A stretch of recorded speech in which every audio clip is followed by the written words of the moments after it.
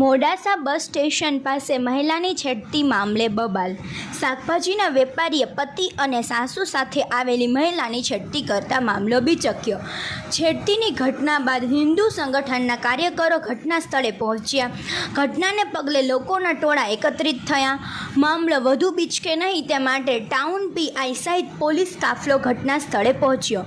પોલીસે મામલાને થાળે પાડી છેડતી કરનાર શખ્સને ઝડપી લેવા તજવીજ હાથ ધરી।